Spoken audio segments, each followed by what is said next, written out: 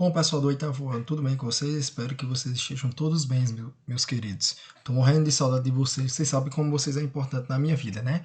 Tenho um apreço muito grande por vocês. Continuando nossa rotina de aula, e doido que volte para que a gente possa ter o contato físico, né? Que é bem importante para a nossa vivência da questão social. Mas enquanto isso não volta, vamos matar a saudade por aqui. A gente vai dar continuidade à nossa rotina de estudo hoje aqui. Aí você pode perguntar, professor, aí no slide já está dizendo o iluminismo. A gente já viu esse conteúdo. Beleza, a gente já viu. Mas a gente vai ver a influência do iluminismo quando ele chega à América. Mas para que a gente possa dar continuidade, para a gente ver quando ele chega na América, a gente precisa entender que o iluminismo ele aconteceu na Europa, o que nós estudamos anteriormente, e ele tinha a defesa da questão da liberdade e da crítica ao antigo regime absolutista que a gente já viu. Se vocês tiverem alguma dúvida, vocês voltem para o primeiro vídeo, que é o vídeo de revisão, que vocês vão entender o iluminismo. Como vocês sabem, história, os conteúdos é um caminho, né? A gente viu o iluminismo na Europa e agora a gente vai ver um pouco, curto, o vídeo vai ser mais curto, sobre o iluminismo quando ele chega na América e, consequentemente, aqui no Brasil, e quais foram as suas influências para a nossa Constituição de cidadão brasileiro, né? Bom, a gente sabe que os impactos que o iluminismo trouxe para o mundo, principalmente quando tiveram um processo na Revolução Francesa, por exemplo, em busca de quê? Da liberdade, igualdade e fraternidade. Aí você pode dizer, professor, isso é o senhor está falando da Revolução Francesa. Bom, a Revolução Francesa teve também constituição do iluminismo, porque foi um quebra de paradigma de tempo, de regime, as pessoas estavam passando do processo do antigo regime para um novo regime que adentrava. E as ideias iluministas ela influenciou não só a região onde nasceu, mas em todo o aparato mundial. O iluminismo ele foi um movimento muito importante que adentrou muitos quesitos, inclusive aqui o território brasileiro que a gente vai ver. Ó, para vocês irem acompanhando a aula, tanto tem aqui vocês podem acompanhar pelo slide, como também pelo livro, na página 3, no segundo volume, certo? Então, ó, a gente vai observar que as ideias iluministas elas vão se propagar, principalmente no âmbito das colônias da América. E assim, como assim, professor, vai se propagar como? Através de livros que foram proibidos, a gente sabe que eles foram proibidos e censurados pelo antigo regime, até porque eles não queriam que fosse difundido essas ideias iluministas. Até porque as ideias iluministas elas vão trazer uma nova abordagem de mundo, de ciência. A questão da fé já não vai ser mais tão importante, mas sim a questão do raciocínio e do pensamento. Então a gente precisa entender como essas ideias iluministas elas chegaram à América e quais foram as propagações que tiveram nesse continente. Também é necessário que a gente relacione a ação do movimento iluminista e as rebeliões coloniais que aconteceram aqui no Brasil de acordo com os viés iluministas. Outra coisa, a gente vai entender, quando a gente for ver, as causas que movimentaram a conjuração mineira em 1789 e também os objetivos que ocasionaram tudo isso. E também a conjugação baiana e os objetivos e as ideias da independência do Brasil no quesito iluminismo. Bom, eu coloquei essa imagem aqui. Primeiramente, você já deve pensar, professor, essa imagem aí eu já conheço. Eu sei que é a Praça dos Três Poderes em Brasília. O que é que tem a ver com isso? Justamente porque a gente vai ver as ideias iluministas e como elas chegaram aqui no Brasil. Aí eu coloquei esse questionamento aqui. Você conhece esse lugar? Sim, né? É a nossa, vamos dizer assim, o nosso ponto político, é Brasília, né? Onde se eleva os políticos, onde acontecem os debates políticos e as leis que é totalmente formativa aqui no Brasil. E o que essa imagem representa?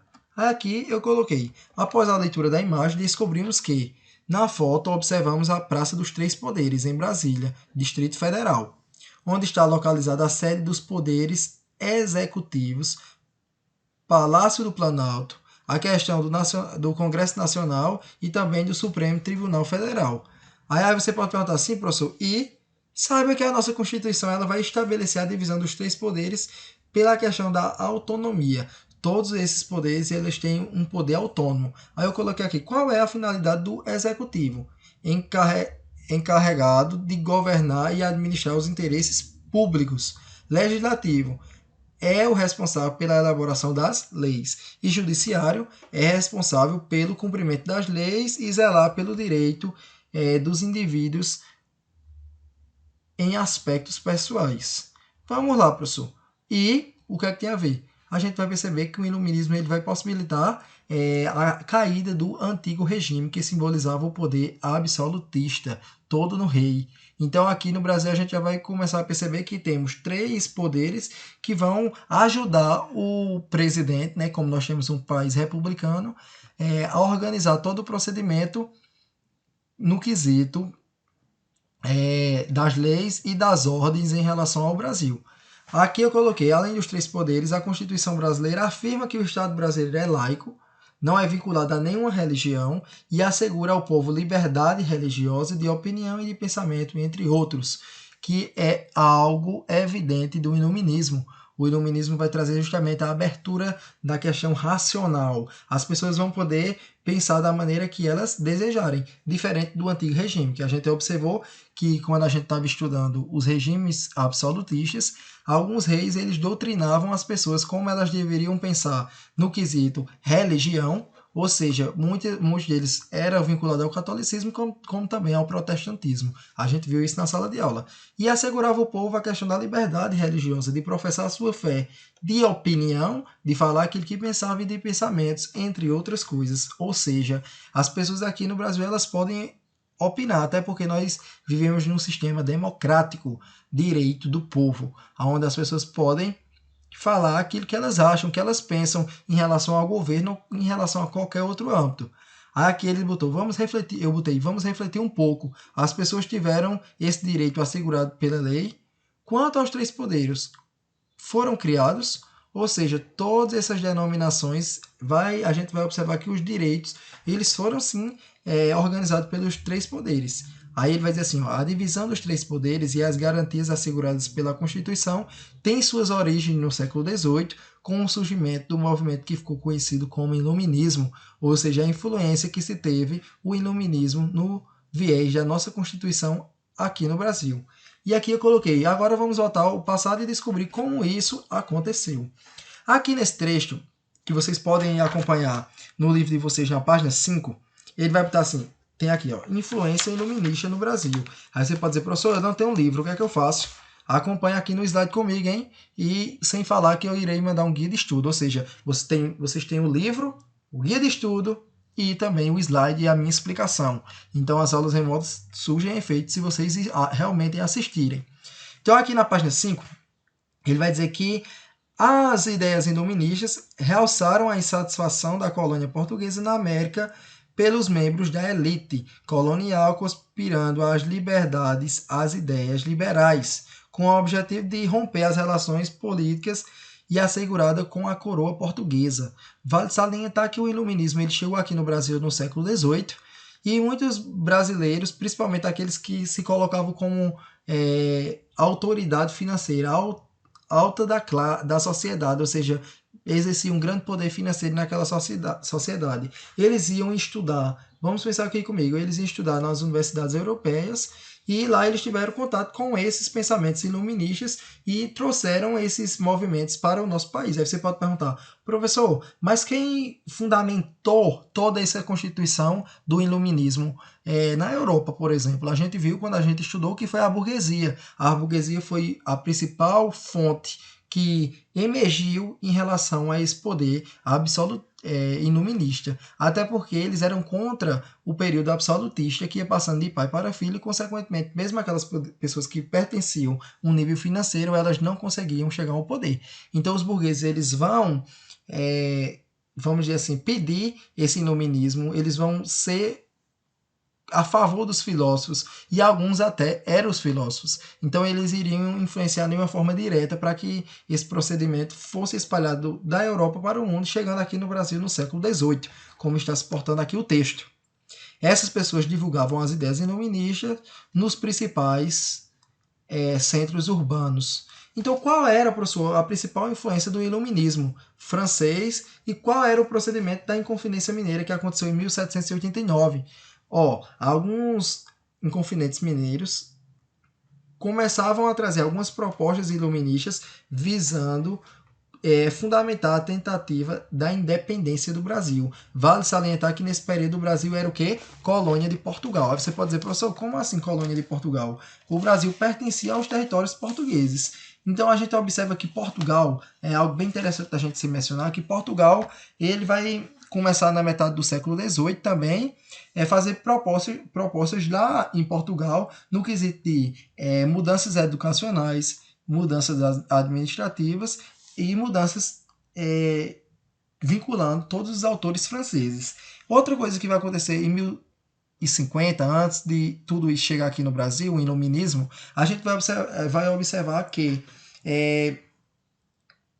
vamos dizer assim, em meados de 1749, estava já se dando uma vontade de trazer essas propostas iluministas aqui no Brasil. Então, em 1750, isso vai realmente chegar aqui no Brasil, conhecido como despotismo esclarecido. Professor, o que é isso? Isso vai ser um termo que vai ser comum e utilizado para organizar e falar sobre as práticas dos monarcas. Quem seriam os monarcas, pessoal? Os reis. Então, que apesar de reinarem no seu reinado, né, que eles se portavam de forma absoluta, eles iriam implementar reformas políticas, que é justamente essas reformas que a gente tem na atualidade, esses três poderes executivos, legislativo e judiciário. Então, vai ser vigente numa proposta iluminista. Então, todos esses três poderes que nós trabalhamos no início do slide, ele vai ser o quê? Um procedimento iluminista, chamado de absolutismo ilustre, e simbolizado por uma pessoa bem importante, que é chamada Sebastião José de Carvalho de Melo, que era um membro conhecido como Marquês de Pombal, que foi secretário do Estado de Portugal entre o ano de 1750, que é quando o iluminismo ele adentra os nossos territórios brasileiros, a 1777. E vai realizar grandes reformas administrativas com os fundamentos do reinado de Portugal, que ficaram conhecidos como as reformas pombalinas, que vale a gente ressaltar que muitas dessas tiveram grande influência e impactos aqui no Brasil. E quais foram esses impactos? A confiança do rei e as habilidades políticas. Em 1755 aconteceu um fato bem importante em Portugal que influenciou bastante, que é quando Lisboa ele vai passar por um processo de crise e, consequentemente, Pombal, Marquês de Pombal, ele vai fortalecer o poder real, conseguindo estabilizar toda a questão de arrecadação de impostos e tornando Lisboa novamente em um grande poder político. Então a gente começa a perceber que o iluminismo ele vai tomar forma em 1750 aqui no Brasil, trazendo os viés iluministas e influenciando bastante, principalmente na formação e no quesito da retirada do poder centralizado na figura do rei. Aqui eu coloquei as principais ideias iluministas que influenciaram os inconfidentes mineiros. Quem foram eles? O fim do colonialismo, ou seja, o Brasil deixar de ser colônia de Portugal, porque o Brasil pertencia ao mesmo território de Portugal. Portugal era a força centralizadora política, vinha aqui no Brasil apenas tirar as matérias-primas e ofuscando a força territorial do Brasil. O fim do absolutismo, que a gente sabe que é o que o iluminismo vem trazendo à tona, a substituição da monarquia pelo procedimento de república, que nós já trabalhamos no início do slide, a liberdade econômica, ou seja, de comercialização, porque muito tempo o Brasil, sendo colônia de Portugal, ele só poderia comercializar com os países que tinham pacto com Portugal e também com Portugal. A gente vai ter até uma revolta que é chamada Revolta da Cachaça aqui, no tempo que o Brasil era colônia, que eles vão se revoltar porque Portugal eles eram produtores de vinho e, consequentemente, exportavam o vinho para aqui para fazer o procedimento de venda. O Brasil, muito esperto com o procedimento de cana, de açúcar, que a gente vai trabalhar isso bem direitinho, a gente vai perceber que com o processo de cana de açúcar eles vão formar a sua cana que nós conhecemos hoje. A partir do momento que Portugal sabe disso, ele vai pedir um imposto sobre isso, até porque o Brasil não era o Brasil que nós conhecemos, a gente era colônia de Portugal, colônia de exploração. Então a liberdade econômica vai ser um dos fontes iluministas que vai trazer para essa liberdade econômica de poder comercializar com qualquer outro país. E também a questão da liberdade religiosa e a liberdade do pensamento e da liberdade de expressão, de falar aquilo que desejaria. Então aí ele vai falar que a Inconfidência Mineira, apesar de ter tido todos esses aspectos iluministas, ele não vai obter sucesso. Por quê, professor? Porque os inconfidentes eles não conseguiram difundir mais as ideias iluministas entre as camadas urbanas, eles vão conseguir apenas com as camadas urbanas, que é isso que vai diferenciar da Confidência baiana, porque a baiana ela vai ter mais um nível popular. A gente vai observar que a Inconfidência Mineira ela vai estar mais enveredada na sociedade urbana, ou seja, na sociedade da cidade. E as ideias iluministas elas foram fundamentadas para a formação política do Brasil, voltando ao nosso slide falando dos três poderes existentes aqui no Brasil.